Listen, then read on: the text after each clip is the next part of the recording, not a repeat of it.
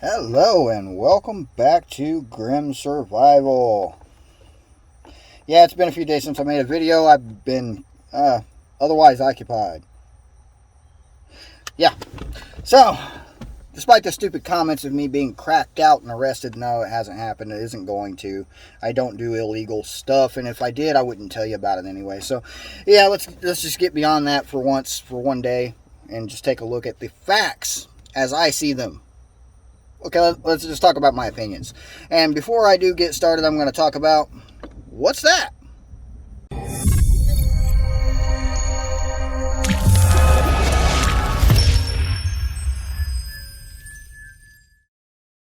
Alright, welcome back. I hope you guys like those intros. If you don't, I don't care. I'm still going to put them on there because I like those intros. And that works for me. It is a stormy, rainy day outside, which is why I'm sitting here in this broken vehicle. And what that is a homemade coffee table. I built that thing myself, and it's in this vehicle as storage currently because this vehicle doesn't run. So, yeah, it's a good storage vehicle. And the coffee table it's big. When I build things, I build them big. I'll show you my kitchen table again one day soon, maybe. I've been watching the news. I've been following a lot of mainstream media outlets as well as a lot of non-mainstream media outlets. And I have really started to notice a pattern to all of it. A pattern to the mainstream media especially. And I'm not going to put all this on the screen because you can find this really easily if you just go to Google. Mainstream media is very hard not to see.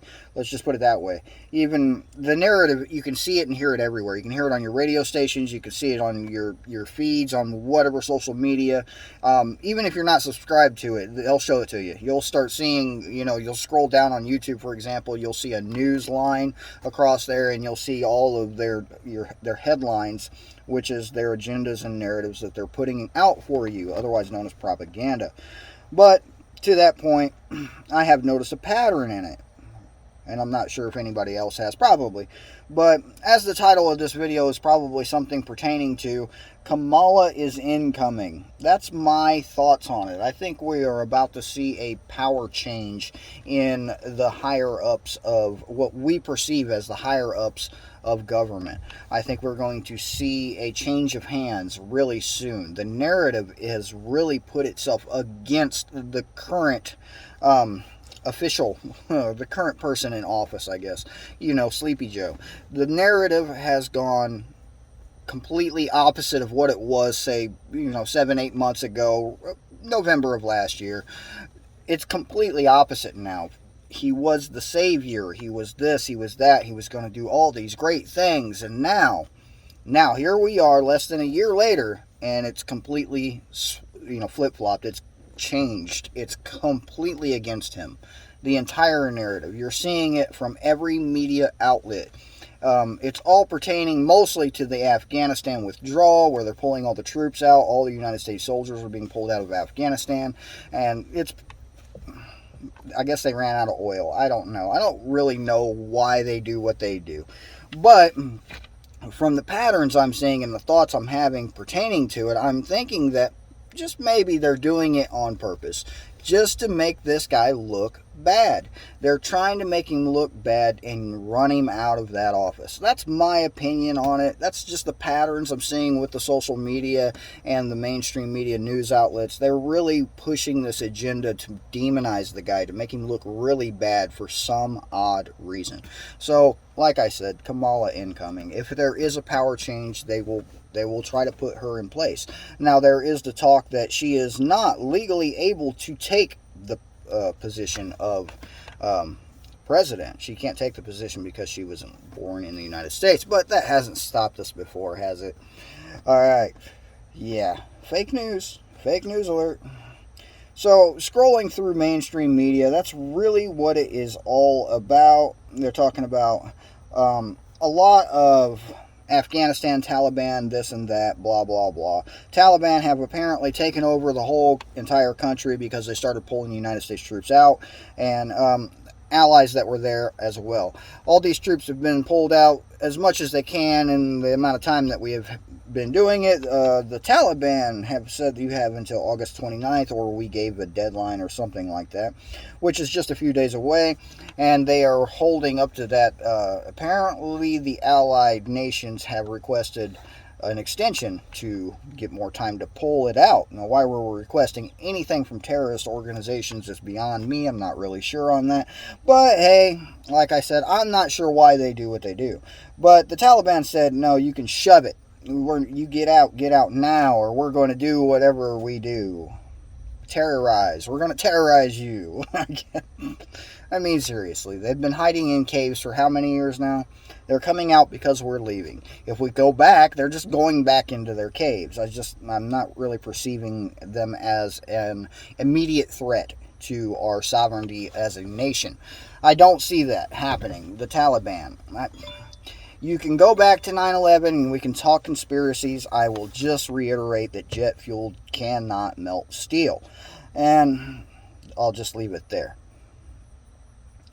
Other news going around is a lot of just the same. It's all about, Afghanistan. It's really a front for something else. Now, if you go and start watching the non-mainstream media, as I like to call them, and that would include other YouTube channels where I get news and information from, I consider them reliable sources. I don't consider every YouTuber a reliable source. But personally, I have been, scrolling through, looking at titles, listening to a bit. I don't ever watch a whole video anymore. I don't have time for that stuff. I don't really watch any of them. I listen to some of them while I'm doing other things. But point being, their narrative has also changed. It's all gone to economy. If you look at all the prepper channels, economy. If you look at all the alternate news outlets, all of them, economy. They're all predicting a crash. They're all predicting it. Will it happen? Eventually. I mean, mathematically speaking, of course it will. Eventually. Will it happen soon? Don't ask me. Don't know. Don't even bother paying attention to it. See, there's a level of poor that you get to where you just don't care, because if the economy crashes, it's not going to be any different than any other day of the week. For the vast majority of us, we're still poor, we're still struggling, and we're still going to be, even if our dollar changes from green to blue. It doesn't make no difference to the vast majority of people that are here. What we have now is an opportunity and a little bit of time to go and prepare with whatever extra we can manage, with the extra government money they're still throwing around in some cases. Just buy extra food. Make sure you can make it through the winter. Bare minimum requirements is for you to make it through the winter and have some sort of plan to replenish your supply in the spring. Now, my plans always consist of not being able to go to the grocery store. My plans revolve around, I cannot just go and get food. I have to produce food. I have to grow food. I have to use stored or supplies that I have, or utilize other supplies in other areas that I have privy to. That being said, I highly recommend you make similar plans. Plan for a way to get through the winter. In the spring, replenish your supply, but not with a grocery store. And I'll put that as a challenge. Could you even do that right now?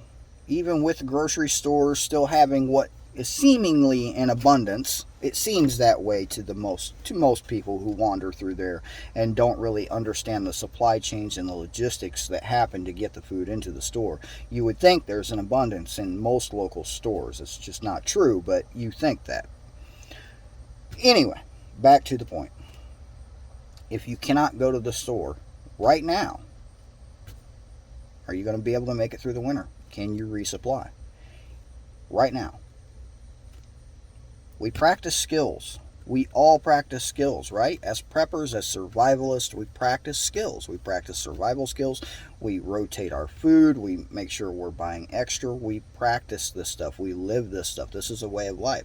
How many of us practice with what we have? In survival, you're always told, Use your tools. Don't just buy a tool, stick it in a bag, and expect to know how to use it or be proficient with it when you end up in a survival situation, if you do.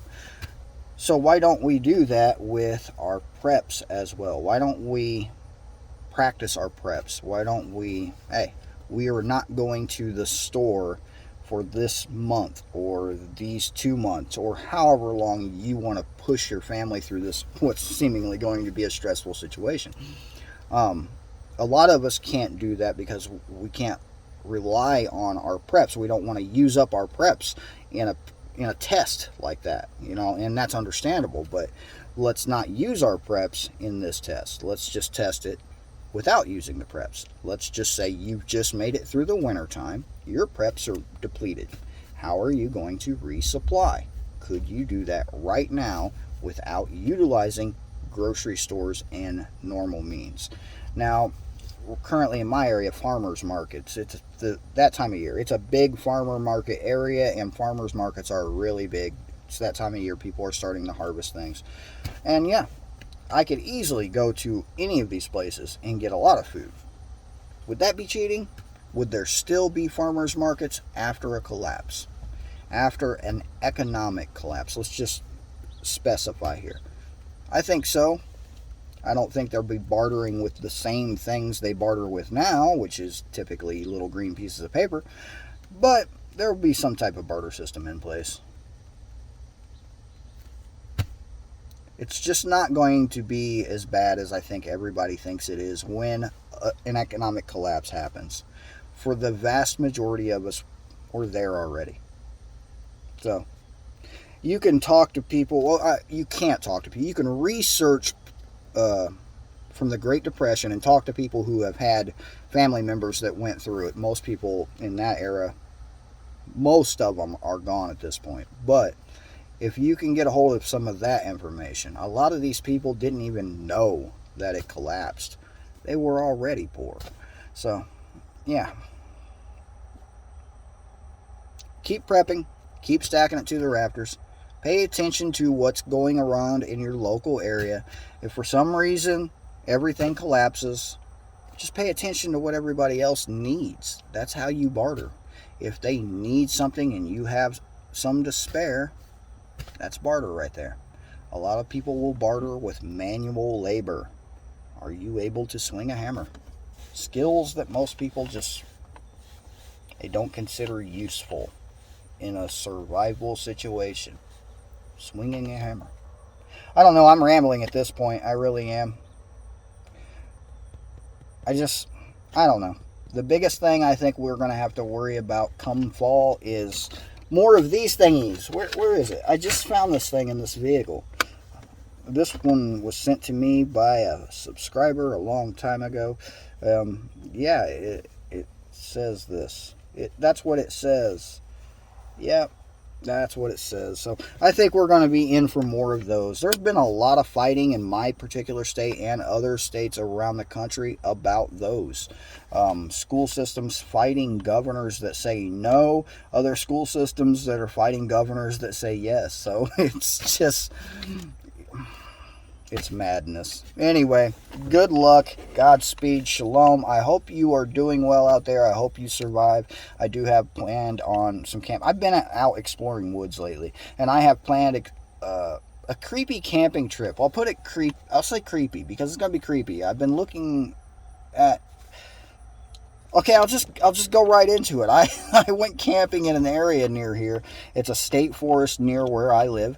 And in that area, I had this very creepy feeling there. And this wasn't done on video. This was a while back. And I drove through there very recently and had this very creepy feeling. So I started researching this area, and it turns out there's an old cemetery somewhere in the middle of this state forest with a hiking trail near it. Not too far from there is an old cabin that supposedly has some paranormal activity around it, and me being me, that sounds interesting. I'm gonna go wander in there and spend a night maybe in the cabin, go camping, something like that. So yeah, I'll record it. It'll be fun. This has been James of Grim Survival. See you next time.